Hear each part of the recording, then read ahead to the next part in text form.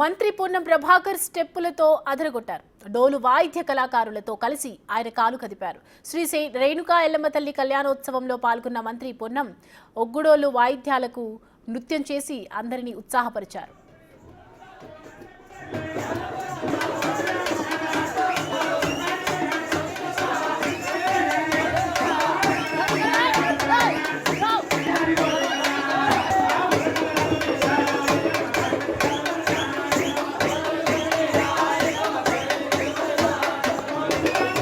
సిద్దిపేట జిల్లా హుస్నాబాద్లో శ్రీ రేణుకా ఎల్లమ్మ అమ్మవారి కళ్యాణం కన్నుల పండుగగా జరిగింది. ఈ కళ్యాణోత్సవంలో మంత్రి పొన్నం ప్రభాకర్ సతీ సమేతంగా పాల్గొని అమ్మవారికి పట్టు వస్త్రాలు సమర్పించారు. ప్రత్యేక పూజలు చేశారు. అలాగే అమ్మవారి కాళ్లకు 6 కిలోల వెండి తొడుగులు సమర్పించి మొక్కులు చెల్లించుకున్నారు. ఈ సందర్భంగా మంత్రి పొన్నం ప్రభాకర్ నృత్యం చేశారు. ప్రస్తుతం మంత్రి పొన్నం డాన్స్ చేస్తున్న వీడియో వైరల్గా మారింది.